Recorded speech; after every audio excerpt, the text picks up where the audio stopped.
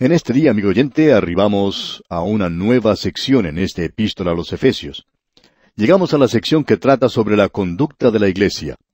En los primeros 3 capítulos vimos el llamado de la iglesia, la vocación o la vocalización de la iglesia. Aquí tenemos la vocación del creyente, el llamado celestial, y ahora el andar terrenal del creyente, no un andar mundano, sino un andar terreno. Estamos caminando aquí sobre esta tierra. La iglesia está sentada en los lugares celestiales en Cristo.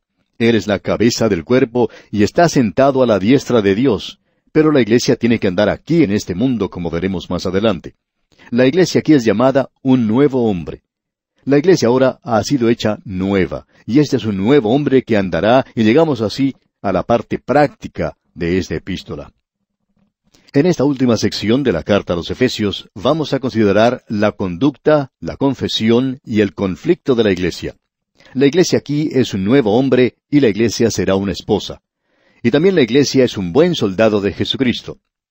Hemos estado en la cumbre del monte de la transfiguración en la primera sección, y probablemente el lugar más elevado espiritualmente en el Nuevo Testamento se encuentra en esos 3 capítulos. Esa es la razón por la cual pasamos tanto tiempo sobre ese monte. Pero en esta última división pasamos al nivel del diario vivir, a donde vamos a considerar las actividades de rutina. Vamos a entrar aquí a lo que realmente es básico, donde nos enfrentamos a un mundo poseído de demonios y a una muchedumbre escéptica. Ahora, ¿seremos capaces de traducir estas verdades de la cumbre del monte a algo que es realmente práctico? ¿Vamos a ser capaces de estar firmes y de andar a través de lo que sucede en este mundo? Nuestro Señor dijo que estábamos en el mundo, pero que no pertenecíamos al mundo. Se ha indicado que esta epístola a los Efesios ocupa la misma posición teológicamente que ocupa Josué en el Antiguo Testamento. Llegamos ahora a la posición donde esta verdad es manifestada. Josué, usted recordará, entró a la tierra prometida. Él guió a los hijos de Israel a pasar el Jordán.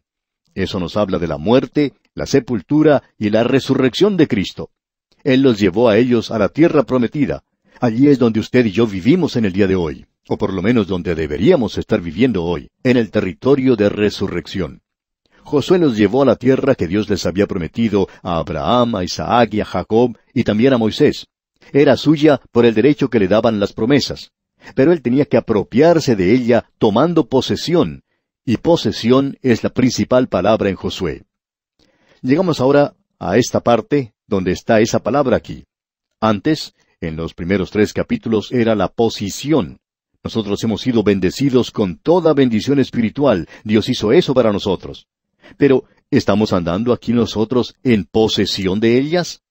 A los hijos de Israel se les había prometido esa tierra, pero para ellos era algo del futuro, porque hasta entonces ellos nunca habían podido entrar allí. Pero ahora ellos han entrado a la tierra prometida. Ellos han entrado a ese lugar para su gozo y bendición y la bendición para los demás.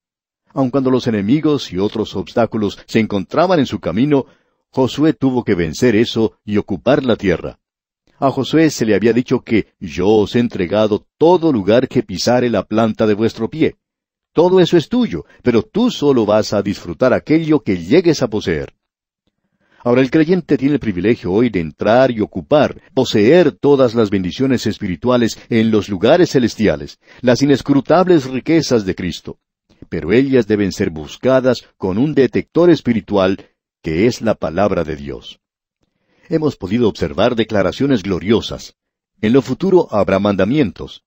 A aquellos que han sido llamados a ocupar un lugar tan exaltado, se les demandará una forma de vivir que esté de acuerdo con este llamado.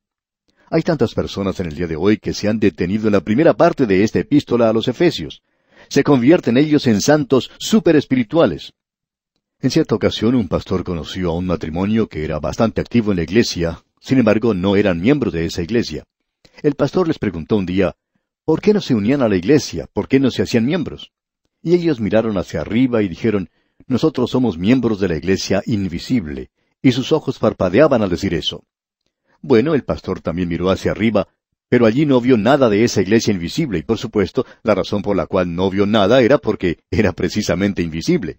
Pero amigo oyente, nos hemos dado cuenta que muchas veces esas personas que dicen ser miembros de la iglesia invisible son realmente invisibles. Son invisibles los domingos por la noche y son invisibles los miércoles por la noche o cuando corresponda al día de oración y estudio bíblico. En realidad, muchos de ellos son invisibles cuando uno necesita a alguien que le ayude. Pero la iglesia invisible, amigo oyente, tiene que hacerse visible aquí en la asamblea local y las personas aquí abajo tienen que andar de esa manera. Hemos llegado entonces a la parte práctica. La conducta terrenal de la iglesia, la vocación. En este capítulo, la iglesia es un nuevo hombre. Tenemos en los primeros 6 versículos la exhibición de este nuevo hombre. Luego, en los versículos 7 al 16, tenemos la inhibición del nuevo hombre. Entonces tenemos los versículos 17 al 32, donde podemos ver la prohibición del nuevo hombre. El nuevo hombre debe exhibirse a sí mismo aquí en la tierra. Los miembros de la iglesia invisible tienen que hacerse visibles, tienen que exhibirse a sí mismos, tienen que ser personas extrovertidas, si me permite la expresión, y promover y predicar la palabra de Dios. Debemos decir que lo que sigue aquí está restringido a aquellos que están en Cristo. Las personas a las cuales estamos hablando en el presente, por lo menos a las cuales se está hablando aquí en esta epístola, son aquellos que han sido salvos, y el Espíritu de Dios les está hablando a ellos. Ahora, amigo oyente, si usted que nos está escuchando en el día de hoy no es creyente, y sabemos que muchos que no son creyentes nos escuchan porque nos han escrito informándonos eso, lo que Dios está diciendo aquí es que Él no le está pidiendo a usted que haga nada hasta cuando usted llegue a ser uno de sus hijos mediante la fe en Cristo y llegue a formar parte como miembro de su cuerpo. Esto es para aquellos que tienen redención y han oído la palabra de verdad. Ahora no se puede urgir a los muertos a que caminen, no importa cuánto insistamos en eso, o la importancia que tenga al hacer eso. Porque Pablo comienza diciendo aquí en el versículo 1 de este capítulo 4 de su epístola a los Efesios, «Yo pues, preso en el Señor, os ruego que andéis como es digno de la vocación con que fuisteis llamados». El pensamiento es el siguiente. Él dijo que nosotros estábamos muertos en nuestros delitos y pecados. Esa es la condición del perdido. Usted no va a un cementerio con un sargento del ejército para que él dé una orden de atención a los que allí se encuentran y luego les dice que se levanten y que marchen. Amigo oyente, es mejor que usted comprenda esto con toda claridad. Si usted dice eso, pues no va a haber a nadie que marche. Nadie se va a mover allí. Ellos primero tienen que recibir vida, tienen que ser revividos, tienen que tener luz. Así es que Pablo no está hablando aquí a personas que no son salvas. Permítanos decirle, sin embargo, amigo oyente, que para nosotros es un placer tenerle a usted si usted no es un creyente. Pero permítanos decirle que usted debe quedarse como observador nada más y escuchar, porque lo que tenemos aquí le dirá a usted lo que Dios le puede pedir a usted si usted llega a ser un creyente. Y luego, cuando usted observe a su alrededor, usted sabrá si los santos, los creyentes que usted conoce, están viviendo como Dios quiere que ellos vivan. Esto, digamos de paso, es un programa muy bueno para tener a mano y ver si los santos se están comportando como deben. De modo que tenemos aquí instrucciones dadas a un nuevo hombre, no al hombre que está muerto en delitos y pecados. El mundo está diciendo en la actualidad, y las religiones están diciendo lo mismo, haz algo y llegarás a ser alguien. Sin embargo, Dios dice, sé alguien, y luego podrás hacer algo. Leamos una vez más el versículo 1 de este capítulo 4 de la epístola a los Efesios. Yo pues, preso en el Señor, os ruego que andéis como es digno de la vocación con que fuisteis llamados. El comienzo de este versículo nos indica que Pablo está hablando, considerando todo lo que Dios ha hecho por el creyente y que ya ha sido señalado en los primeros 3 capítulos. En vista de todo esto, por tanto, Pablo es un prisionero a causa de su posición en Cristo. Ese hombre que está ocupando un lugar en los cielos está también en la prisión, digamos de paso. Y él está en ese lugar porque él ha sido un testigo a los gentiles y él les está diciendo a ellos, yo pues, prisionero del Señor, os ruego, un preso en el Señor. Esa palabra rogar aquí es la misma que él usa ya en su epístola a los Romanos capítulo 12 versículo 1. No es el mandamiento que se escuchó en el monte Sinaí acompañado de fuego y truenos. Es el gentil llamado del amor. Os ruego que andéis como es digno de la vocación con que fuisteis llamados. Y en Romanos dice, os ruego pues por las misericordias de Dios, que presentéis vuestros cuerpos como un sacrificio vivo. Aquí es el andar como es digno de ese llamado. Este es un llamado para andar en un nivel que está de acuerdo con su posición que tiene en Cristo. Pablo dice en su epístola a los Filipenses, capítulo 1, versículo 27, «Solamente que os comportéis como es digno del Evangelio de Cristo, para que, o sea que vaya a veros, o que esté ausente, oiga de vosotros que estáis firmes en un mismo espíritu, combatiendo unánimes por la fe del Evangelio». Es decir, su forma de vivir, el estilo de vida. En su epístola a los Colosenses, capítulo 1, versículo 10, dice, «Para que andéis como es digno del Señor, agradándole en todo, llevando fruto a toda buena obra, y creciendo en el conocimiento de Dios». Y luego, escribiendo a los tesalonicenses en la primera carta, capítulo 2, versículo 10, dice, «Vosotros sois testigos, y Dios también, de cuán santa, justa e irreprensiblemente nos comportamos con vosotros los creyentes». Y aquí le está diciendo en Efesios, «Os ruego que andéis como es digno de la vocación con que fuisteis llamados». Ahora, amigo oyente, la gente quizá no le está diciendo nada a usted, pero ellos están oliendo un aroma, por así decirlo, para ver si usted es genuino o no lo es, para ver si usted es realmente un hijo de Dios por medio de la fe en Jesucristo. Y la única forma por la cual ellos pueden saber es por su forma de andar. ¿Cómo camina usted a través de la palabra? Y de paso, lo realmente importante no es cómo camina usted, sino dónde camina. Usted recuerda lo que nos dice el apóstol Juan, que si andamos en luz, como Él está en luz, tenemos comunión unos con otros. Y eso es andar en la luz de la palabra de Dios. ¿Cuánto tiempo pasa usted, amigo oyente, realmente estudiando la palabra de Dios?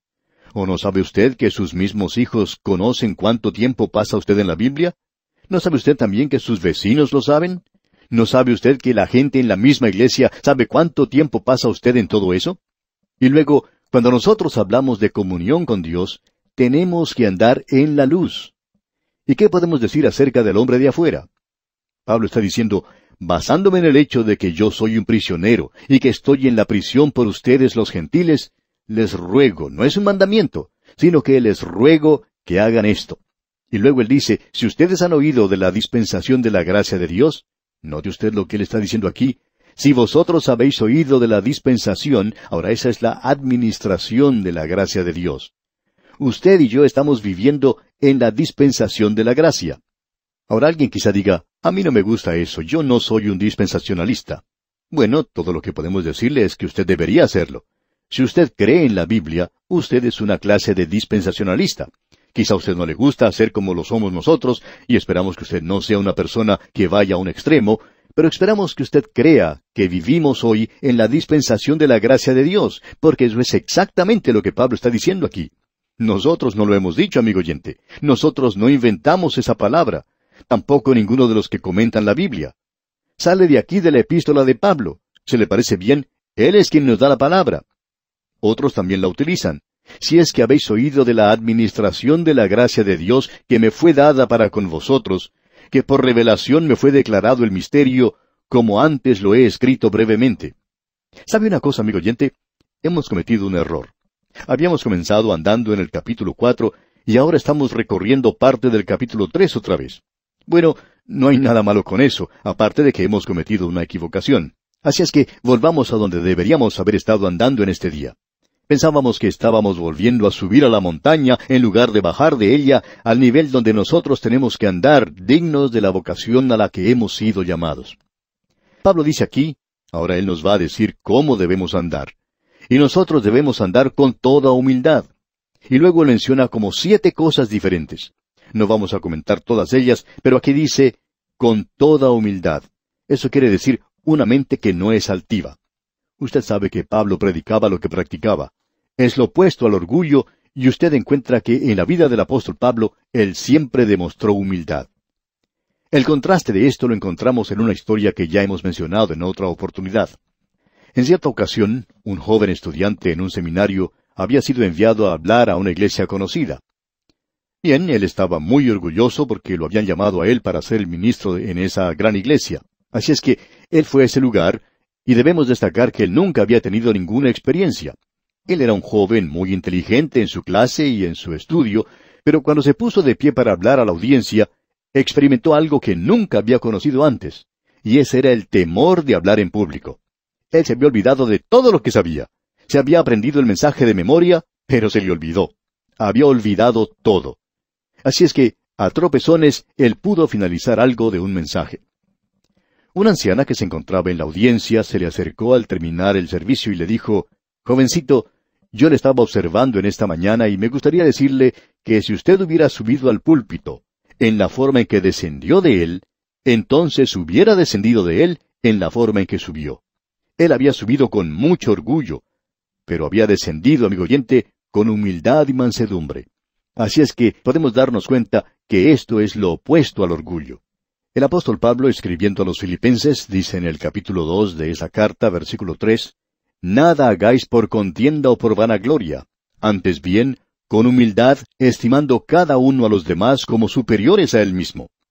Creemos que ese es el estandarte de todas las virtudes cristianas. Caracterizó a nuestro Señor Jesucristo. Él dijo, «Llevad mi yugo sobre vosotros y aprended de mí, que soy manso y humilde de corazón».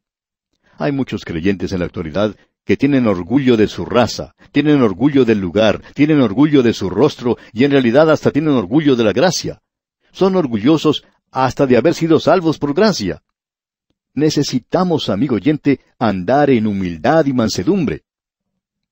Ahora hay algo más que decir acerca de este andar en humildad. Y es este asunto de ensalzarnos a nosotros mismos. Eso fue lo que hizo Satanás. Él cometió este tremendo error. Se cuenta una historia acerca de un grupo de personas que fue a visitar el lugar donde había vivido Beethoven, en Alemania. El guía los estaba llevando por diferentes habitaciones y llegaron a una donde se encontraba el piano, donde Beethoven había llegado a componer algo de su música. Al finalizar su discurso, el guía le dijo a la gente que estaba visitando si había alguno entre ellos que quisiera sentarse al piano por un momento y tocar una nota o dos. Y toda la gente que estaba allí se abalanzó sobre el piano. Cada uno quería llegar a ese lugar primero, pero solo un anciano se abstuvo de hacerlo. Después que todos habían tenido su oportunidad, el guía le preguntó a este anciano, «¿No le gustaría a usted sentarse ante el piano y tocar un poquito?» Y el anciano respondió, «Oh, no, no soy digno de hacerlo». Y el nombre de ese anciano era Paderewski, probablemente el único hombre que era digno de tocar el mismo piano que había pertenecido a Beethoven. Y él fue el único que no quería hacerlo. ¿Cuántos de los santos en la actualidad, amigo oyente, se lanzan a hacer cosas aún en la iglesia y no tienen don para hacer eso, pero lo hacen de todas maneras? Dijimos que hay veces que tenemos problemas en encontrar gente que haga las cosas, pero tenemos también otro problema, y ese es el extremo de personas que están haciendo cosas que no deberían hacer. Necesitamos, pues, andar en humildad. Ahora, mansedumbre no quiere decir debilidad. Los hombres que se destacan por ser mansos son en el Antiguo Testamento Moisés y en el Nuevo Testamento el Señor Jesucristo. Es difícil imaginarnos esto cuando observamos a Moisés descendiendo del monte Sinaí y quebrando las tablas donde estaban los 10 mandamientos. Cuando uno observa lo que le dijo a su hermano Aarón y a los hijos de Israel, ¿llama usted a eso mansedumbre? Bueno, Dios la llama así. ¿Fue el Señor manso cuando Él se dirigió al templo y expulsó a todos los que estaban haciendo negocios alrededor de ese lugar? Sí, amigo oyente, Él fue manso. Bueno, el mundo no llama a eso mansedumbre. ¿Qué es entonces mansedumbre? Mansedumbre es tener el deseo, el gusto de hacer la voluntad de Dios a pesar de las consecuencias. El inclinarse uno mismo a la voluntad de Dios. Eso es mansedumbre. Paciencia es tener un buen temperamento. Ese es un fruto del Espíritu.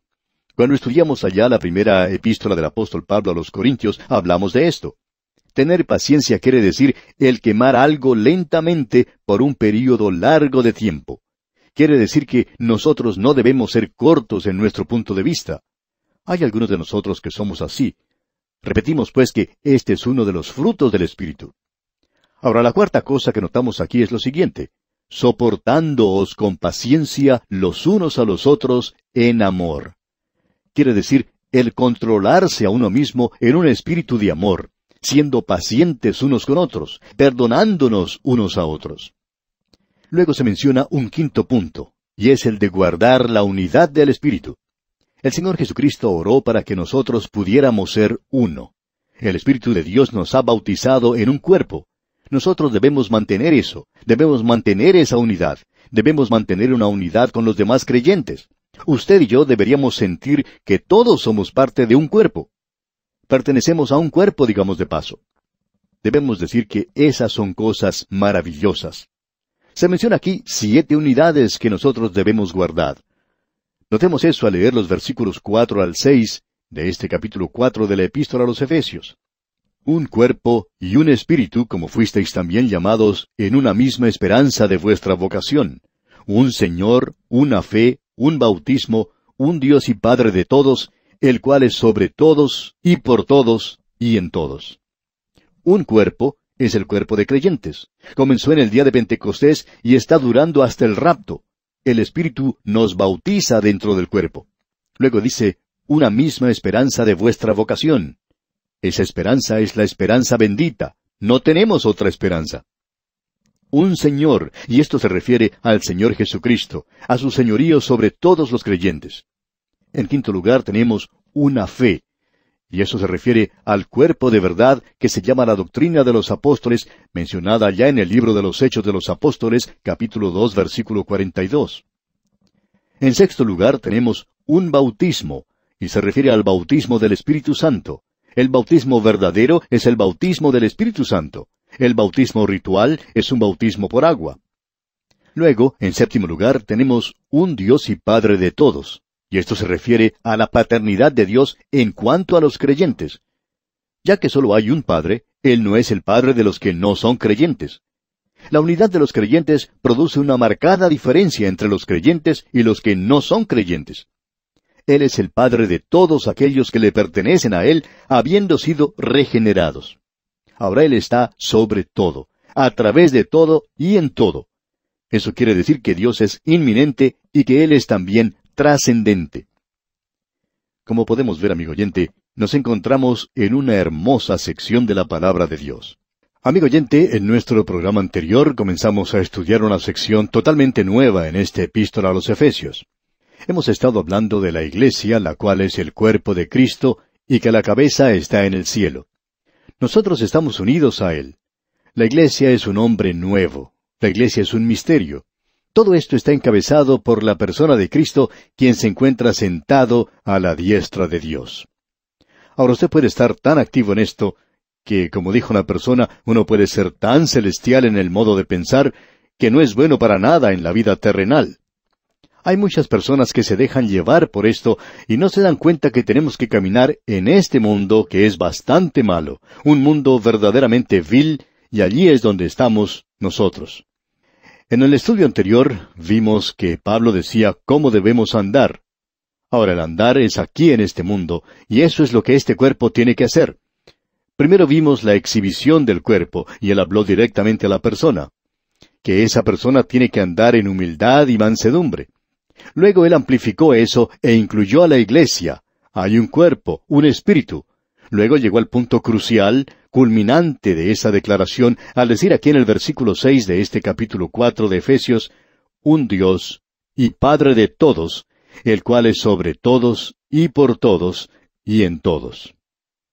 Ahora, cuando él dice que es sobre todos, estamos hablando en realidad acerca de la trascendencia de Dios, es decir, que Dios es anterior al universo. Él es superior a su creación. Él no depende de la creación.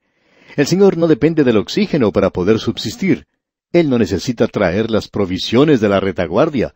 No tiene que ir a hacer compras los sábados para tener comida el fin de semana. Él no depende de su creación. Él es trascendente. Y no solo está sobre todo, sino que Él también está a través de todo. Y eso quiere decir que está en este universo en el cual usted y yo vivimos. Él es quien le da razón de ser y quien lo hace actuar según su plan y su propósito. Y Dios es quien está en usted también. Y eso, como usted ya sabe, le da más significado a esta vida. Hace de ella algo que vale la pena vivir. Hay veces que se torna algo aburrida, ya que se vuelve monótona. A mí me gusta mucho preparar estos programas, pero después de haber estado en este estudio preparando 2 o 3 programas a la vez, bueno, permítame contarle algo. Esto se vuelve un poco monótono. Uno se cansa un poco de hacer esta clase de cosas. Pero luego tenemos un gran pensamiento. Todo esto está dentro del plan y propósito de Dios. Y entonces me siento con ganas de cantar la doxología o el coro de aleluya, y cuando hago eso, pues todos los que están al alcance de mi voz tienen que salir corriendo. Y espero que el Señor esté escuchando porque Él dijo que si esto es producto de nuestro corazón, entonces es como el crear una melodía en nuestro corazón. Evidentemente, allí es donde se produce porque cuando sale de la boca ya no existe ninguna melodía. Usted y yo, amigo oyente, debemos andar marcando el paso, por así decirlo, con Dios. Tenemos que andar al son de la música del cielo en el presente. Es como una gran orquesta sinfónica. El autor de estos estudios bíblicos, el Dr. J. Vernon McGee, contaba la siguiente experiencia que él tuvo en el pasado. Dijo, en cierta ocasión algunos amigos me invitaron a ir con ellos a escuchar una orquesta sinfónica. Compraron las entradas a la función y me dijeron que querían que yo fuese con ellos. Esta gente, decía él, pensaba que me estaban haciendo un gran favor. Pero hay otras cosas que yo prefería hacer en lugar de escuchar una orquesta sinfónica.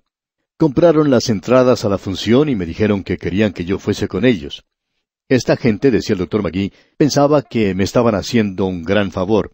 Pero hay otras cosas que yo prefería hacer en lugar de escuchar una orquesta sinfónica. Reconozco que en ese sentido soy un verdadero plebeyo. En lo que a música se refiere, soy verdaderamente rústico. No puedo comprenderla toda, decía él. Pero ese día yo recibí un gran mensaje. Fui con mis amigos y nos sentamos. Llegamos un poco temprano al auditorio y había bastante ruido ya que la gente todavía estaba entrando. Luego se encendieron las luces sobre el estrado y notamos todos los instrumentos que se encontraban allí. Luego me pareció a mí, continúa diciendo el Dr. McGee, que entraban como 100 hombres de todas partes del escenario y cada uno fue a tocar su propio instrumento. Me parecía que era su propio instrumento, aunque no sonaba como tal. Me dijeron que estaban afinando los instrumentos. Cada uno tocaba su propia melodía. Y, añadía el Dr. McGee, uno nunca había escuchado una cosa así. No había nada de música allí. Era algo terrible. Luego, por fin terminaron de afinar esos instrumentos y se retiraron del escenario, por lo cual nosotros quedamos muy agradecidos. Y desaparecieron por alguna parte del escenario. Luego de algún tiempo, se encendieron nuevamente las luces que iluminaban el escenario y los hombres volvieron a entrar. Pero esta vez parecían diferentes. Antes estaban solo en mangas de camisa, pero ahora estaban vestidos con mucha elegancia, lucían sus corbatas de lazo sobre sus camisas blancas, y todo el escenario se veía muy hermoso. Cada hombre se dirigió a su instrumento, pero ninguno de ellos se atrevió a tocarlo. Luego, un rayo de luz iluminó uno de los costados del escenario y apareció el director de la orquesta. Él hizo un saludo hacia la audiencia y la gente lo aplaudió calurosamente. Enseguida se dirigió al estrado, tomó la batuta y nuevamente se inclinó ante el público. Entonces todo el mundo aplaudió. Luego el director dio su espalda a la audiencia y levantó esa pequeña batuta que tenía en su mano, y cuando él hizo eso, usted podría haber escuchado el ruido que hace un alfiler cuando cae al piso. Enseguida él hizo un movimiento con la batuta, y por cierto que consiguió bastante música de ese pequeño elemento que tenía en su mano. Usted nunca ha escuchado algo que sea tan emocionante como eso. Le hace poner a uno la carne de gallina, que se le paren los pelos de punta, como se dice. Pero fue algo realmente emocionante el escuchar la primera composición que interpretaron. Y el Dr. McGee concluyó diciendo, y al estar yo allí sentado, porque después de un rato eso se volvió un poquito aburrido, comencé a pensar en otras cosas. Como usted puede apreciar, amigo oyente, ese es un cuadro de este universo. Usted y yo estamos viviendo en el día de hoy en un mundo donde cada persona está interpretando su propia melodía. Un grupo por aquí que lleva un cartelón indicando que está protestando contra alguna cosa. Él está contra todo lo demás. Cada uno parece estar desafinado, sin armonía con los demás. Las cosas no lucen muy bien en el día de hoy en este mundo, y uno se pregunta cuál será el resultado de todo esto. Bueno, es bastante pesimista cuando uno observa eso, cuando uno escucha a ciertas personas. Y cuando usted observa la situación del día de hoy, bueno, permítame decirle, amigo oyente, que comprendemos por qué Simón Pedro comenzó a hundirse en el océano. Cuando usted observa las olas alrededor suyo en el día de hoy, usted piensa que es el fin. Pero, amigo oyente, uno de estos días saldrá por un costado del escenario del universo alguien que hoy está sentado a la diestra de Dios y quien es el director. A él se le llama el Rey de Reyes y el Señor de Señores. Y cuando él haga su entrada, levantará esa batuta, Cristo levantará el cetro de sus manos perforadas por los clavos de la cruz. Y cuando él haga eso, amigo oyente, todo estará bien afinado. Él es inminente y Él es trascendente. ¿Qué cosa más tremenda que es esto? Él es sobre todo, a través de todo y en todo. Así es que, amigo oyente, no pierda las esperanzas. El director se está acercando y hará que todos nosotros quedemos bien afinados. Llegamos ahora a una sección en donde tenemos la inhibición del nuevo hombre. La iglesia tiene que caminar ahora como un hombre nuevo en el mundo. Antes tenía que hacer la exhibición. La iglesia tenía que ser extrovertida, testificar y ser manifestada en la vida. La iglesia también tiene inhibición, y las inhibiciones son importantes. Un niño pequeñito no tiene inhibiciones. La iglesia no tiene que ser como un niño pequeñito todo el tiempo y manifestarse a sí mismo como un bebé. Tiene que crecer y desarrollar algunas inhibiciones. Usted sabe que hay ciertas cosas que usted no dice algunas veces, pero un niño sí las dice, como le ocurrió a cierto pastor en una ocasión. Él estaba visitando a algunos miembros de la iglesia, y cuando el pastor los visita, ellos actúan muy bien, son tan santos y tan religiosos, y esta familia se sentó con el pastor a la mesa y le pidieron que él diera gracias por la comida. Un muchachito de unos 3 años estaba sentado a la mesa también con ellos. Cuando el pastor se puso a orar, el muchachito miró a su alrededor y le dice a su mamá, ¿qué fue lo que hizo? Él no tenía inhibiciones, pero parece que esa familia no oraba ni daba gracias por la comida muy a menudo, y el pequeño, pues, no sabía eso. La iglesia ahora tiene que tener inhibiciones ya que es madura y ha crecido. Busquemos el proceso que menciona aquí el apóstol Pablo. Leamos el versículo 7 de este capítulo 4 de Efesios. Pero a cada uno de nosotros fue dada la gracia conforme a la medida del don de Cristo. Como usted puede apreciar, amigo oyente, al leer aquí, Él ha dado dones a los creyentes, y esta es una sección nuevamente que habla sobre los dones. Lo hemos observado allá en el capítulo 12 de la Epístola a los Romanos. Lo tenemos aquí en este capítulo 4 de la Carta a los Efesios, y también lo hemos visto allá en la primera Epístola a los Corintios, capítulo 12, versículos 13 y 14. Esta última es en realidad la sección más larga en cuanto a dones se refiere. Ahora él está diciendo aquí que los creyentes tienen que ser solícitos, activos para mantener la unidad del Espíritu. ¿Y cómo se puede hacer eso? Esto no quiere decir que cada uno tiene que ser una copia del otro. No es una situación en la que cada uno de nosotros tenemos que decir yo también. Cada creyente recibe un don para que él pueda actuar dentro del cuerpo de los creyentes de una forma en particular. Permítanos repetir algo que dijimos cuando estudiamos allá la primera epístola a los Corintios, capítulo 12. Los dones son dados a las personas para que ellos puedan usar ese don en el cuerpo de los creyentes, porque ellos son un miembro de ese cuerpo. El apóstol Pablo dice allá en la primera epístola a los Corintios, capítulo 12, versículo 7, «Pero a cada uno le es dada la manifestación del Espíritu para provecho». Y esto quiere decir sencillamente lo siguiente: un don es el Espíritu haciendo algo a través del creyente. Y no lo está haciendo para la devoción privada del individuo, sino que lo está haciendo en el cuerpo de los creyentes para edificar ese cuerpo, es decir, para provecho del cuerpo. Ahora no se da un don a una persona para que se desarrolle espiritualmente. Se le da a usted el don para que funcione en el cuerpo de los creyentes, para que sirva de provecho y bendición a la iglesia. Algunas veces uno escucha a personas que dicen, nosotros no hablamos en lenguas en esta iglesia. Lo hacemos para nuestras devociones en privado. Y podemos decirle a usted categóricamente, amigo oyente, por la palabra de Dios, que usted está completamente equivocado. Un don es dado para provecho de la iglesia, y usted no tiene ningún derecho de usarlo egoístamente para su propio beneficio.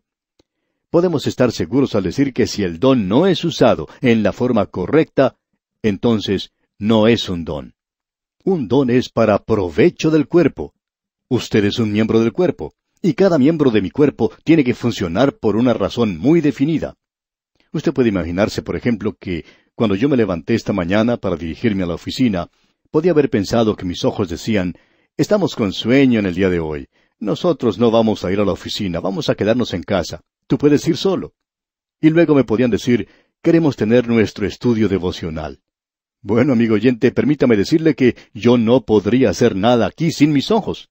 Los necesito para poder ver lo que estoy haciendo. Mis piernas me trajeron aquí, mis ojos leen las páginas de la Escritura y espero que mi lengua esté cooperando un poquito. También confío que mi cerebro esté funcionando como debe. Así es que nos damos cuenta que cuando usted está usando un don es cuando le sirve de provecho a la iglesia.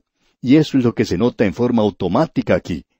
Cada creyente recibe un don para que él pueda actuar en el cuerpo de los creyentes de una forma en particular. Y cuando él hace eso, el cuerpo funciona. Y allí es donde se logra la unidad del Espíritu. Usted se da cuenta que junto con este don se da la gracia para usarlo en el poder y en la plenitud del Espíritu de Dios. Ahora, cada creyente, actuando en su espíritu peculiar, produce una armonía como lo hace cada miembro del cuerpo humano. Cuando un miembro de mi cuerpo sufre, Pablo dice que todos sufren. Y por lo tanto, cuando usted no actúa como debe, no ejercita su don en el cuerpo, usted hace que todos los demás queden desafinados, debemos decir de paso. Y luego dice aquí, en el versículo 8 del capítulo 4 de la Epístola a los Efesios, por lo cual dice, subiendo a lo alto, llevó cautiva la cautividad, y dio dones a los hombres. Bueno, él hizo dos cosas. Primero, llevó cautiva la cautividad. Como usted puede darse cuenta, esa es una cita tomada directamente del Salmo 68, versículo 18. Y permítame que lea este pasaje bíblico. Subiste a lo alto, cautivaste la cautividad, tomaste dones para los hombres y también para los rebeldes, para que habite entre ellos Jehová Dios. Ahora alguien va a decir quizá, pero allí hay un poco de discrepancia en cuanto a esa cita. En el Salmo dice, tomaste, y aquí en Efesios dice, y dio. Bueno, debemos decir aquí que cualquier autor tiene derecho de cambiar su propia escritura, pero ninguna otra persona puede hacerlo. Por ejemplo, si un hombre dice en un artículo, en una revista, algo de lo que escuchó que yo estaba diciendo, pero él no dice las palabras que yo utilizo, pues yo puedo protestar al editor porque él no me ha citado correctamente, para que él corrija ese error de la cita mala. Sin embargo, yo sí tengo el derecho de citar de la forma en que quiero mis propias palabras. Si veo que al cambiar el sentido de las mismas puede servir un propósito en especial. Ahora el Espíritu Santo cambia eso y lo hace con un propósito. ¿Por qué? En el libro de los Salmos, el Señor tenía dones listos en el pasado al estar sentado a la diestra de Dios. Ahora Él ha estado aquí y Cristo ha regresado en el Espíritu de Dios. Él es quien está hoy distribuyendo los dones. Entonces, Él los dio. ¿No le parece? Creemos que esto es correcto. Creemos que esto aquí es una referencia a la ascensión de Cristo. En esa ocasión, cuando Él ascendió, hizo dos cosas. Llevó cautiva la cautividad, y creemos que quiere decir que aquellos del Antiguo Testamento que habían sido redimidos, pero que aún estaban en el paraíso, fueron tomados por Cristo junto con Él, los sacó del paraíso y los llevó a la misma presencia de Dios. Porque se nos dice hoy en día que cuando uno muere no va al paraíso, dice ausentes en el cuerpo y presentes con el Señor. Se nos dice que Él hizo algo más. Dio dones a los hombres. Y eso quiere decir que Él confirió dones a los creyentes viviendo en la iglesia para que ellos fueran testigos al mundo. Usted se da cuenta que en su ascensión Él hizo dos cosas. Él llevó a esos santos del Antiguo Testamento a la presencia de Dios. Y luego, Él dio dones a los creyentes en el día de Pentecostés. Vino el Espíritu Santo y los bautizó a ellos dentro del cuerpo de los creyentes, pero Él los colocó a ellos en cierto lugar para que actuaran como miembros del cuerpo, y ha estado haciendo eso desde entonces. Ahora, en los versículos 9 y 10 de este capítulo 4 de la Epístola a los Efesios, leemos, «Y eso de que subió, ¿qué es sino que también había descendido primero a las partes más bajas de la tierra? El que descendió es el mismo que también subió por encima de todos los cielos para llenarlo todo». Creemos que una explicación lógica de esto es la siguiente. Ya que Cristo ascendió, Él tenía que haber descendido en una oportunidad anterior.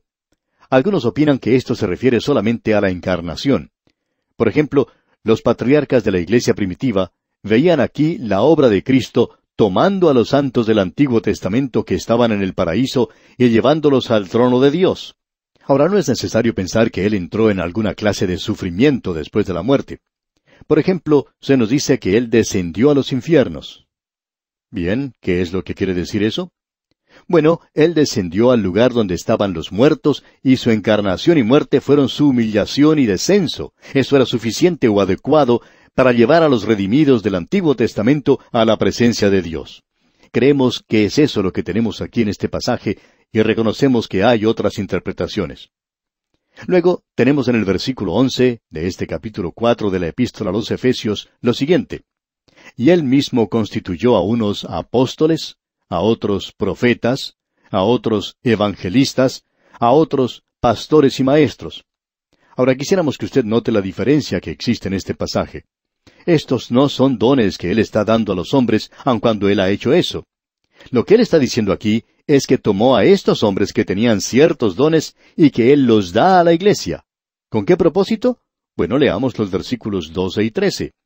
A fin de perfeccionar a los santos para la obra del ministerio, para la edificación del cuerpo de Cristo, hasta que todos lleguemos a la unidad de la fe y del conocimiento del Hijo de Dios, a un varón perfecto, a la medida de la estatura de la plenitud de Cristo. Ahora, quizá esto parezca algo egoísta, y esperamos que no sea así. Pero, ¿cuál es el propósito de la iglesia en el mundo? Es el de completarse a sí misma, para que pueda seguir creciendo. El Señor Jesucristo mismo es quien ha dado los dones. Él es quien, al haber dado esos dones, es el único que tiene esa autoridad. Él dio a algunos que tenían el don de un apóstol. Estos son dados ahora a la iglesia. ¿Con qué propósito? Bueno, para que el apóstol sea, como dijo Pablo, apóstol no de hombres, ni por hombre, sino por Jesucristo y por Dios el Padre, que lo resucitó de los muertos. Pues yo ni lo recibí ni lo aprendí de hombre alguno, sino por revelación de Jesucristo. Ahora este cargo, por virtud de su propia naturaleza, ha desaparecido ahora por mucho tiempo de la iglesia. Los profetas aquí, creemos nosotros, son usados de la misma manera en que son usados en otra parte de la epístola. No son profetas del Nuevo Testamento. Creemos que lo que quiere decir aquí es que son predicadores. Estos hombres recibieron, de la misma manera de los apóstoles, un discernimiento particular de las doctrinas de la fe, y ellos estaban bajo la influencia e inspiración directa del Espíritu Santo que los distinguía a ellos, creemos, de los maestros del día de hoy, aunque ellos eran predicadores en su día. Ahora, los evangelistas en ese entonces no eran lo que nosotros pensamos en cuanto a evangelistas. Ellos eran misioneros que viajaban. Pablo fue un evangelista en ese sentido. Él se dirigía a territorios nuevos. Allí no había ningún comité u organización alguna para organizar una campaña para él.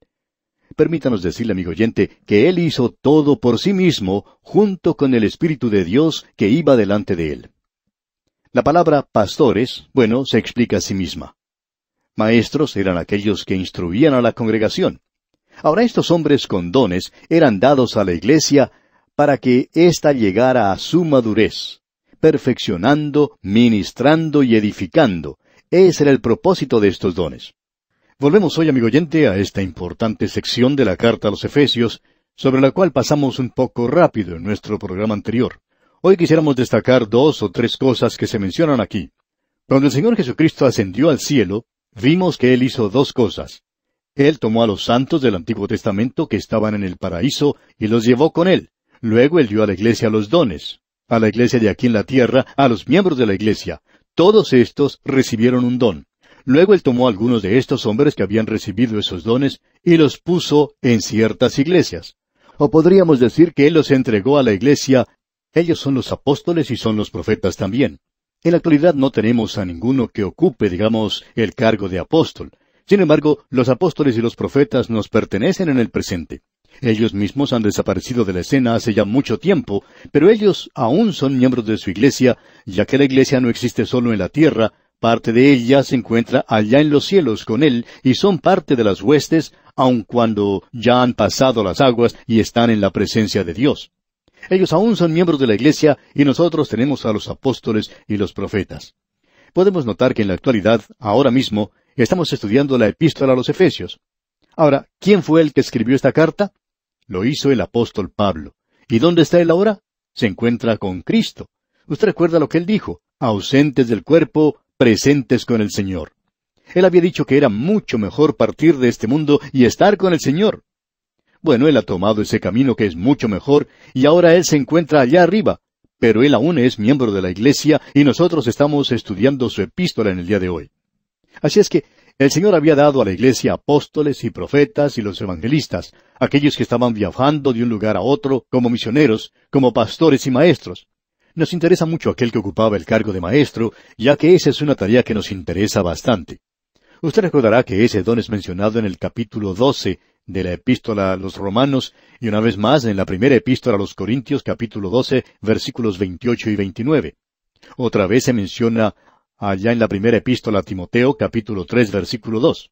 Ahora Dios ha dado estos hombres a la iglesia para que la iglesia sea llevada a obtener una madurez completa, donde naturalmente tendría que haber inhibiciones, porque la iglesia no iba a llegar a hacer tonterías, y para que la iglesia no apareciera ignorante ante todo el mundo.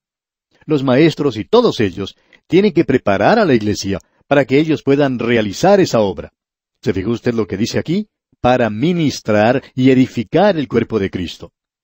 En el día de hoy se le llama al pastor de una iglesia ministro. Pero si usted es un creyente en el día de hoy, amigo oyente, usted también es un ministro, tal como lo es él. Usted no necesita ser ordenado para llegar a ser un ministro. Él tiene ciertos dones, y sobre esto quisiéramos decir que no creemos que ningún hombre que está en la iglesia en el presente tiene todos los dones. El doctor Schaeffer acostumbraba a decir que él nunca se había encontrado con un hombre que en su opinión tuviese todos los dones. Él contaba que en cierta ocasión él estaba dirigiendo los cantos y también predicando cuando comenzó su actuación como evangelista. Una anciana se le acercó a él en cierta oportunidad y le dijo, «Doctor Schaeffer, usted ya está haciendo demasiado. Usted no debería dirigir los cantos y predicar también. ¿Por qué no se consigue a alguien para que predique?» Bien, él era un buen músico, pero pensaba que él era un buen maestro. Lo interesante es que en el día de hoy, nosotros tenemos el punto de vista de que el pastor tiene varios dones y que uno de ellos es el del ministerio. Él es quien tiene que enseñar la palabra de Dios para que los miembros de la iglesia, aquellos que están bajo su responsabilidad, para que ellos lleguen a hacer la obra del ministerio, que sean aquellos que salgan a testificar. En la actualidad tenemos que la iglesia va hacia atrás. Muchas personas piensan que el trabajo del pastor o de sus ayudantes es el de realizar toda la visitación que le corresponde a la iglesia. Creemos que eso es tarea en realidad de todos los miembros. Esa es la responsabilidad de ellos y lo que ellos deberían hacer. En el boletín publicado por una iglesia hace algún tiempo decía lo siguiente: por siglos el principio de la responsabilidad del evangelismo ha sido llevado por el clero. El laico ni era llamado a realizar una actividad evangelística, ni tampoco creía que esa era su responsabilidad. Uno de los desarrollos más significantes en la iglesia, posiblemente el desarrollo más importante en los recientes siglos, ha sido el del avivamiento de la actividad del laico, y el creciente reconocimiento que el laico es llamado a un ministerio que no es de ninguna manera menos importante que aquel que desarrolla el ministro. Elkin Trueblood dijo, «La reforma ha abierto la Biblia para que la pueda leer el hombre común». Una nueva reforma abrirá el ministerio al hombre común. Y creemos que los pensamientos que acabamos de mencionar, amigo oyente, tienen mucho valor. En el día de hoy estamos viendo que el hombre laico está tomando parte más activa en las actividades de la iglesia. Y hay muchos jóvenes en el presente, jóvenes creyentes, que están realizando la tarea de testificar. Bueno, ellos necesitan enseñanza y necesitan quien les enseñe. Creemos que esa es la única razón por la cual ellos nos escuchan, porque piensan que debemos enseñarles algo por medio de este programa. De paso, debemos decir que hay personas que se disgustan cuando escuchan que alguna otra persona está utilizando nuestro material. En cierta ocasión recibimos una información de parte de una señora que decía que había un predicador que estaba realizando una tarea bastante buena al imitar el método de enseñanza que estamos usando aquí A Través de la Biblia. Dijo que este predicador no solamente estaba siguiendo el texto y las enseñanzas contenidas en el material, sino que estaba usando hasta las mismas ilustraciones. Y esta señora terminó diciendo que pensaba que eso era algo terrible, y que se debía detener a este hombre de realizar una tarea así. Bueno, se le preguntó si este señor, si este predicador, estaba haciendo una buena labor, a lo cual ella respondió que sí, que lo estaba haciendo muy bien. Bueno, entonces se le dijo, alabemos al Señor. Siempre pensamos que alguien podía llegar y hacer esta tarea mucho mejor que lo que estamos haciendo nosotros. Esa señora decía, bueno, pero él no debería hacer eso. A lo cual se le respondió que no veíamos por qué él no lo debería hacer. Nuestra tarea es la de tratar de preparar a otras personas para que hagan esta obra del ministerio, y este hombre aparentemente estaba usando nuestro material, y él tiene toda libertad de hacerlo. Usted habrá notado que nosotros no tenemos ningún derecho de autor en ningún material que sea publicado. ¿Y sabe por qué, amigo oyente? porque pensamos que no debemos hacer eso. Sabemos de personas que hacen eso, algunos que ponen una aclaración junto con lo que publican, diciendo que uno no puede usar ese artículo sin autorización de los autores. Bueno, nosotros tenemos la tarea de edificar la iglesia, y el material debe ser utilizado por todo aquel que sienta necesidad de hacerlo.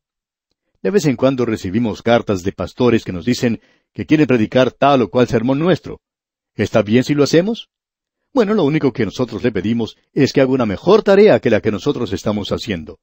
Eso es lo importante. Pero amigo oyente, utilice el material, porque nosotros tenemos que edificar el cuerpo de Cristo en el día de hoy. Y nos regocijamos mucho cuando recibimos cartas de la gente que nos dice que ha tomado nuestro material o nuestro libro y lo usa en tal y cual parte y en tal y cual forma. Bueno, amigo oyente, nosotros le damos gracias a Dios por eso. Tenemos que divulgar la palabra de Dios en la actualidad, y eso es lo importante de notar, que estos hombres han sido dados para la iglesia, para la edificación de la iglesia.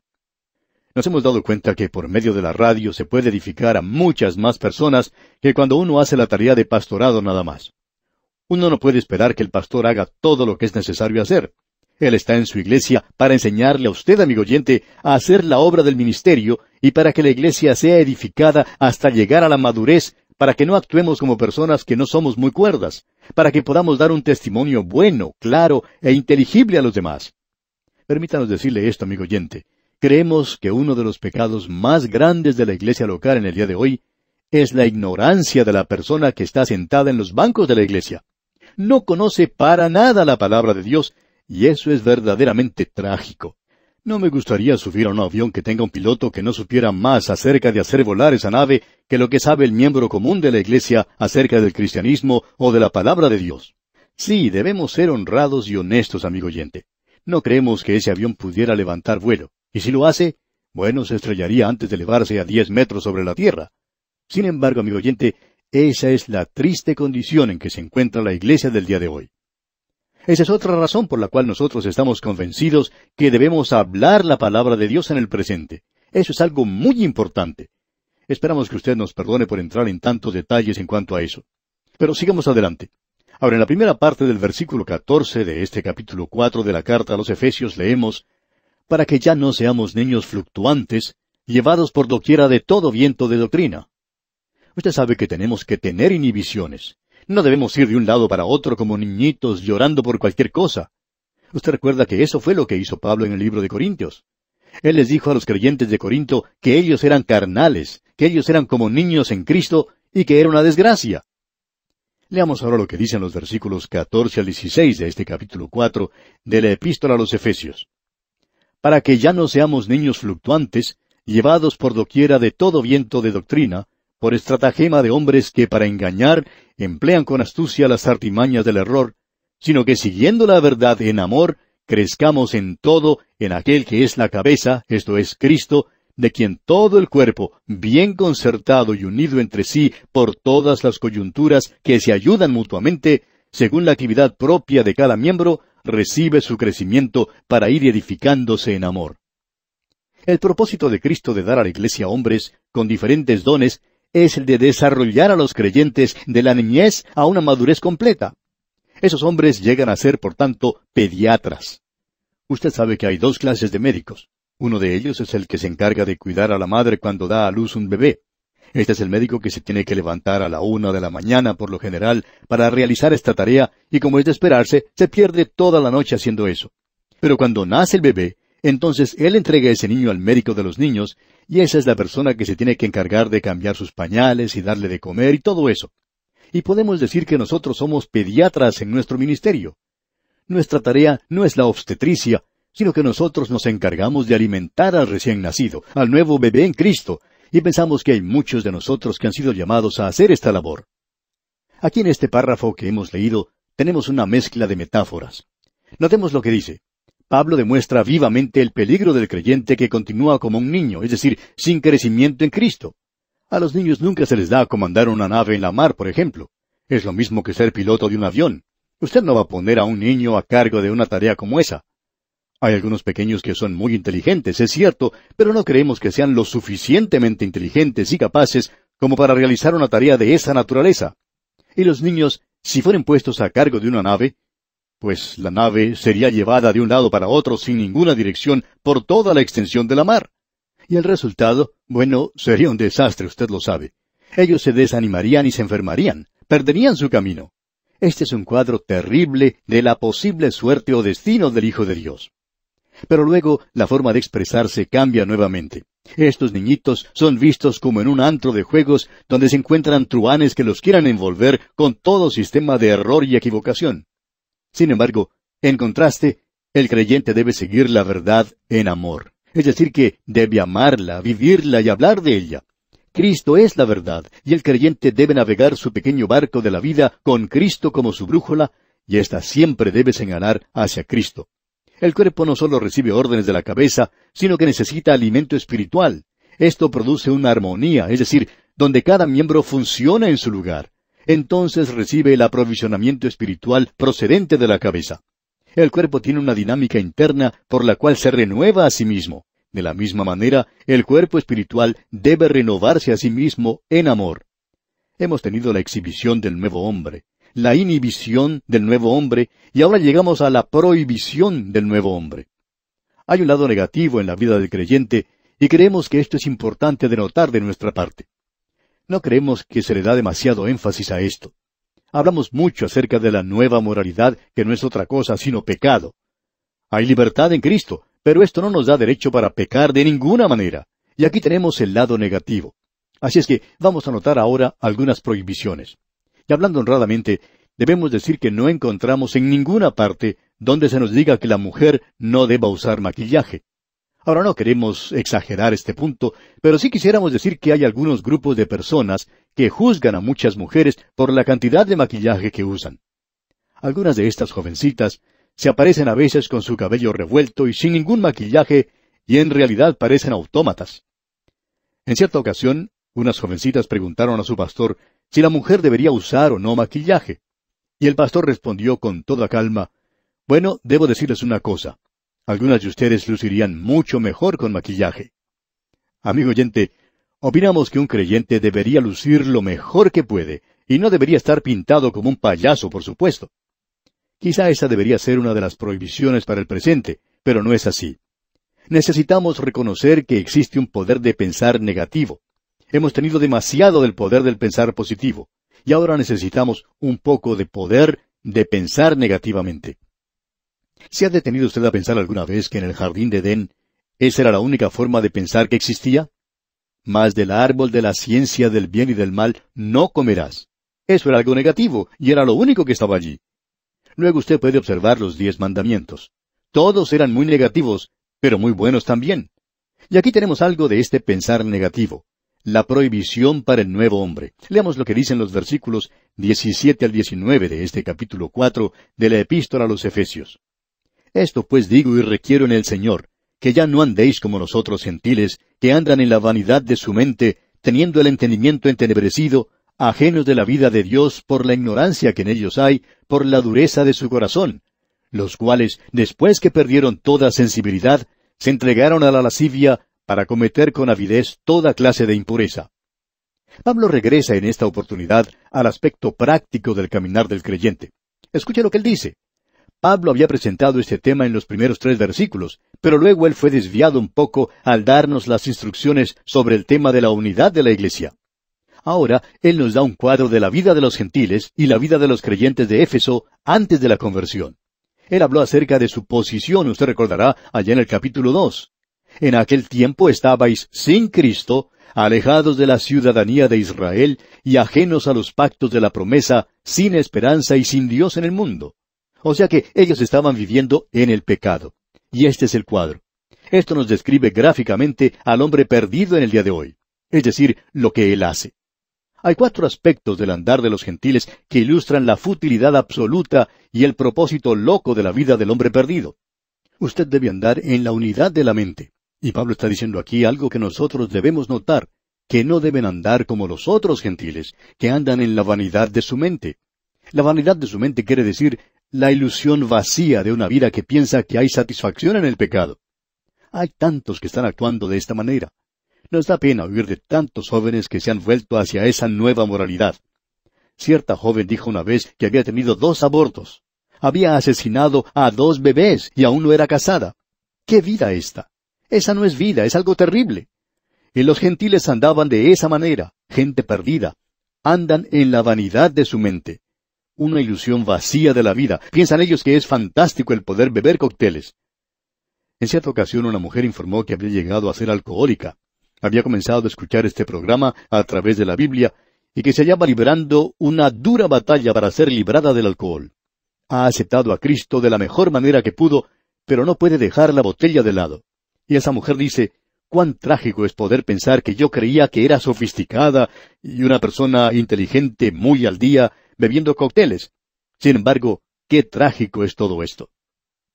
Ahora, la segunda cosa que menciona Pablo es la siguiente: teniendo el conocimiento entenebrecido.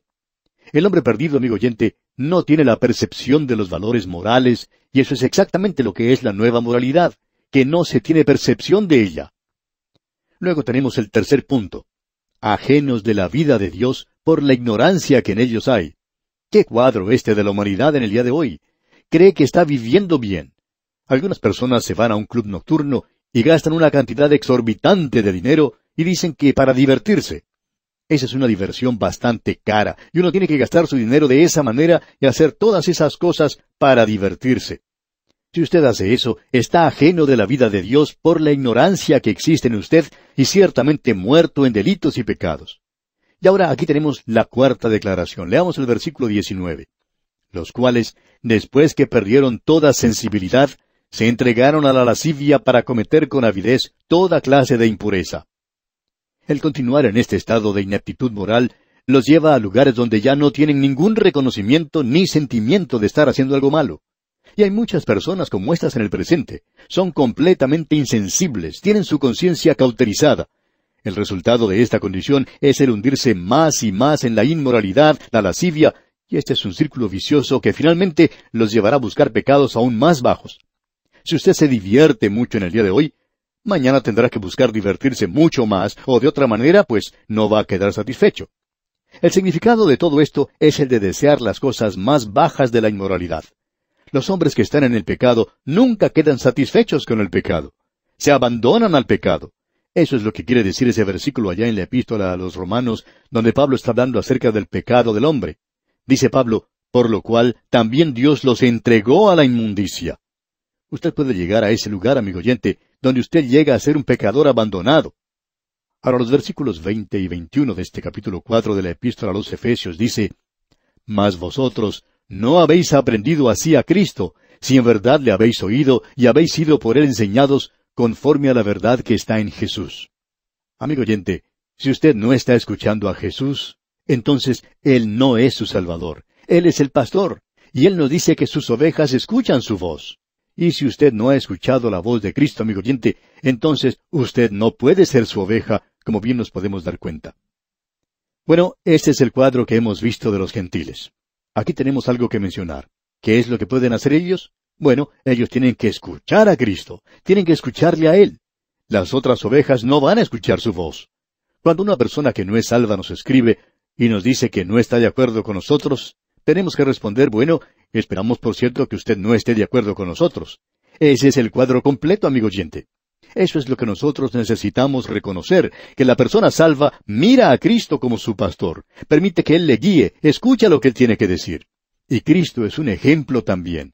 No es que nosotros podamos imitarle a Él, porque eso es imposible. Pero ciertamente Él ha sido el pionero que pasó por el portal de la muerte por nosotros y que cuando anduvo aquí en este mundo nos dejó un ejemplo. No hay ninguna razón para que los creyentes estén en las tinieblas en el día de hoy. Ahora Pablo dice en los versículos 22 al 24 de este capítulo 4, En cuanto a la pasada manera de vivir, despojaos del viejo hombre que está viciado conforme a los deseos engañosos, y renovaos en el espíritu de vuestra mente, y vestíos del nuevo hombre, creado según Dios en la justicia y santidad de la verdad. Esto es como quitarse un vestido viejo y ponerse uno nuevo. Usted y yo tenemos una naturaleza vieja. Nosotros no debemos usar esa vestimenta, amigo oyente. Nosotros no debemos vivir en la vieja naturaleza. Debemos vestirnos con el nuevo hombre y debemos vivir en el poder del nuevo hombre. De eso es lo que Pablo habla en el capítulo 6 de su epístola a los Romanos. Y luego él continúa diciéndonos aquí lo que debemos quitarnos y lo que debemos ponernos. y luego comienza a identificarlo. Amigo oyente, en estos días estamos observando a la iglesia en su andar por este mundo. Estamos observando al creyente en forma individual, cuando él camina a través de este mundo del presente. En nuestro estudio anterior observamos los versículos 22 al 24 de este capítulo 4 que estamos estudiando, donde Pablo está diciendo, en cuanto a la pasada manera de vivir, despojaos del viejo hombre. Y continúa diciendo que debemos vestirnos del nuevo hombre. Es algo parecido a la vestidura que utilizamos. Nos quitamos lo viejo y nos ponemos lo nuevo. ¿No es verdad que nosotros llamamos también a ciertas vestiduras un hábito? Bueno, tenemos un hábito para andar, uno para caminar, tenemos otro para ir a cazar, para jugar ciertos deportes, así es que tenemos diferentes hábitos. El Hijo de Dios, pues, debe vestirse como con una vestimenta, con el nuevo hombre. Lo que en realidad quiere decir esto aquí es que no se puede hacer por medio de un esfuerzo propio. Después de todo, un niño en Cristo no puede vestirse a sí mismo.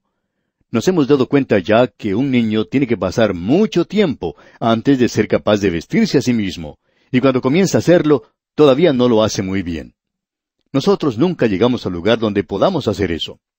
Ahora, el viejo hombre ha sido crucificado en la muerte de Cristo, según nos dice el apóstol Pablo en su epístola a los Romanos.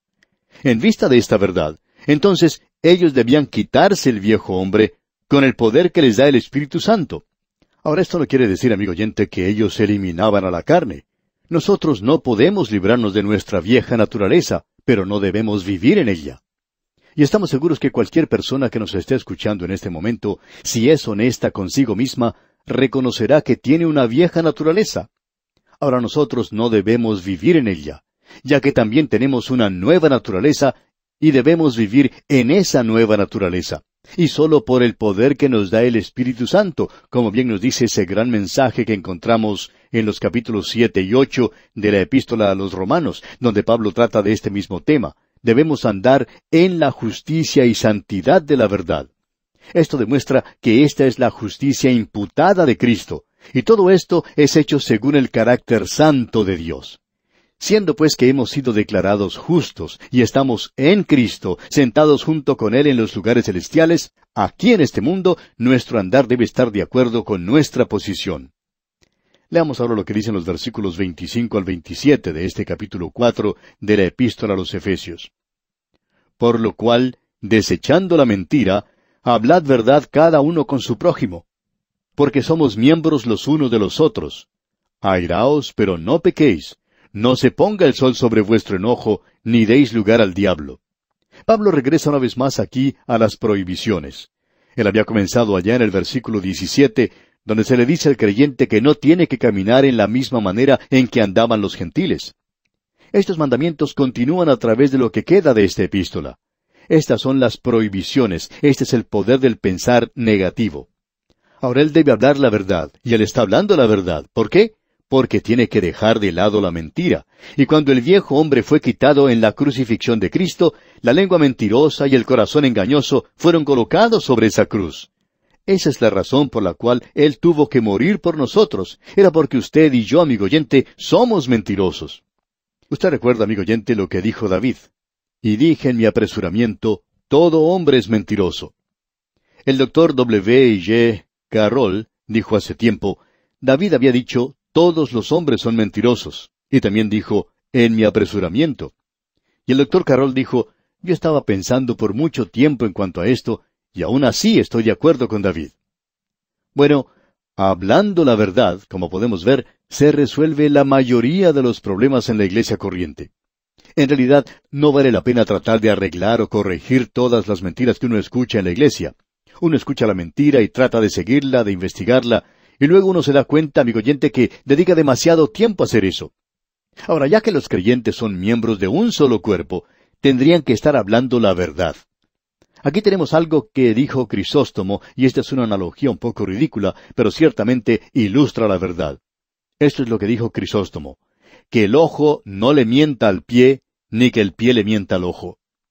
Si en el camino uno se encuentra con un hoyo profundo, que está cubierto superficialmente con paja, y que le parezca al ojo que es tierra firme, para estar seguro, ¿no utilizaría el ojo al pie para comprobar que allí abajo no hay un vacío? ¿O si está firme y puede resistir? ¿Dirá el pie una mentira? ¿O dirá la verdad tal cual es? ¿Y qué si el ojo observara una serpiente o a una bestia salvaje? ¿Le dirá alguna mentira al pie? No, por cierto que no, amigo oyente. Es como ese hombre que en cierta ocasión dijo que había visto un fantasma en la noche. Bueno, el ojo le había dicho a él que había visto algo, y él le dijo a sus pies, pies, ¿para qué los quiero? No me molesten, estoy listo para correr. Así es que él pudo salir, sus pies no le fracasaron, porque no se engañan unos a otros. El ojo no va a engañar al pie, ni tampoco el pie al ojo. Pues bien, en la iglesia debe haber honradez y verdad. Luego Pablo dice, airaos, pero no pequéis. Este mandamiento del creyente es para cuando se enoje con ciertas condiciones y con ciertas personas. Algunos piensan que los creyentes son personas que son dulces bajo todas las circunstancias y condiciones. Y amigo oyente, escuche cuidadosamente lo que vamos a decir. Ningún creyente, repito, ningún creyente puede ser neutral en la batalla de la verdad. Nosotros debemos odiar la mentira y la lengua chismosa. Y cuando escuchamos eso en otro creyente, debemos odiar eso. Pero cuidado, debemos odiar eso, pero no debemos odiar ni estar iracundos con la persona, con un aborrecimiento innato, o como lo llama Pedro, con malicia. Él dice que la malicia es algo que no debería formar parte de la vida del creyente, es algo que debemos evitar. Desechando, pues, toda malicia, todo engaño, hipocresía, envidias y todas las detracciones, desead como niños recién nacidos la leche espiritual no adulterada. La malicia, como alguien dijo, es enojo congelado. No se puede dejar de lado. Hay gran cantidad de personas que tienen cierto problema. Ellos odian a ciertas personas. Eso es algo que ellos no pueden abandonar. Son personas que dicen, no puedo perdonar. Bueno, deberíamos estar dispuestos a perdonar y a olvidar si la otra persona está lista a abandonar sus mentiras. Uno puede encontrar en la palabra de Dios que ésta tiene mucho que decir acerca de este tema. Hay quienes piensan que nosotros debemos ser débiles en cuanto a eso. Usted recuerda que cuando el Señor Jesucristo en cierta ocasión estaba en el templo, allí se encontraba un hombre con la mano seca. Pusieron a este hombre ante él para ver lo que el Señor iba a hacer. Recuerde lo que él dice allá en el Evangelio según San Marcos, capítulo 3, versículo 5. Allí leemos, entonces, mirándolos alrededor con enojo, entristecido por la dureza de sus corazones, dijo al hombre, extiende tu mano. Y él la extendió, y la mano le fue restaurada sana. Note usted que él estaba enojado por lo que estaba ocurriendo. Amigo oyente, se nos dice que Dios está enojado todo el día con los malvados. Pero en el momento en que ellos abandonan eso y se vuelven hacia Él, Él los salva. Esa tiene que ser nuestra actitud, digamos de paso, la actitud de todo creyente. Nosotros como creyentes no podemos colocarnos en una situación en la cual aparezcamos como neutrales. Nos encontramos en el presente en una gran batalla, como podemos apreciar en esta gran epístola que tenemos ante nosotros. Ahora, los versículos 28 y 29 de este capítulo 4 de la epístola a los Efesios dicen, el que hurtaba, no hurte más, sino trabaje, haciendo con sus manos lo que es bueno, para que tenga que compartir con el que padece necesidad. Ninguna palabra corrompida salga de vuestra boca, sino la que sea buena para la necesaria edificación, a fin de dar gracia a los oyentes. El hombre, por su naturaleza pecaminosa, es un ladrón y es mentiroso. Es algo natural el ser de esa forma. Es como aquel hombre creyente que cuenta que cuando era muchacho, acostumbraba a salir con un grupo de muchachos bastante malos. Claro que él decía que él era el mejor de ese grupo, pero acostumbraban a robar fruta de su vecino. Quizá el vecino les hubiera dado la fruta si ellos la hubieran pedido, pero parecía que tenía mejor sabor para ellos cuando la robaban. Ese grupo, pues, acostumbraba a andar por el vecindario robando toda clase de fruta, o sea que, por naturaleza, eran ladrones. Años más tarde, este hombre se convirtió y llegó a ser un hijo de Dios. En cierta ocasión, cuando se dirigía a visitar a un amigo, pasó por una huerta donde había varios árboles frutales, y de nuevo sintió esa tentación de entrar y coger una de esas frutas. Y llegó hasta detenerse y se dijo, voy a tomar una de esas frutas. Y cuando ya se disponía a hacerlo, de pronto se detuvo y se dijo a sí mismo, pero ¿por qué mejor no voy y le pido al dueño que me dé una? De seguro que él me dará una. Así es que prosiguió su camino y fue a ver al dueño de la huerta, y luego que estuvo conversando con él le contó de su experiencia. El dueño se rió y luego contestó, ¿sabe una cosa? Si usted hubiera entrado a robarme una fruta, yo podría haberle disparado un tiro. Ya he tenido a muchas personas que han entrado a robarme la fruta. Por supuesto, eso me cuesta mucho dinero.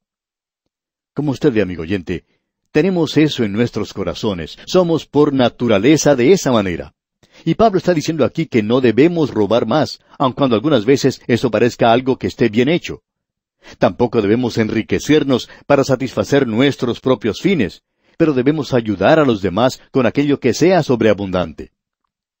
En el día de hoy existen obras cristianas que se demoran y se marchitan por la falta de dinero. ¿Por qué? Porque muchos de los hijos de Dios no están dando como deberían hacerlo. Eso es muy evidente. Luego Pablo menciona aquí una forma de hablar perversa. Quiere decir aquí una forma de hablar que es corrompida, putrefacta. Una lengua sin control en la boca de un creyente es la indicación de una vida corrupta. Hay ciertos creyentes que cuentan una historia dudosa o fuera de tono y revelan un corazón lleno de maldad. Porque usted ya sabe que lo que se encuentra en el corazón llegará a aparecer en la boca. La conversación del creyente debe ser en un plano muy elevado de instrucción y el de comunicar ánimo a los demás creyentes.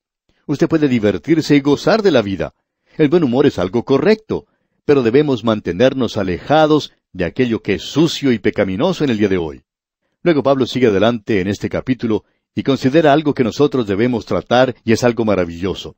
Dice aquí en el versículo 30, «Y no contristéis al Espíritu Santo de Dios, con el cual fuisteis sellados para el día de la redención».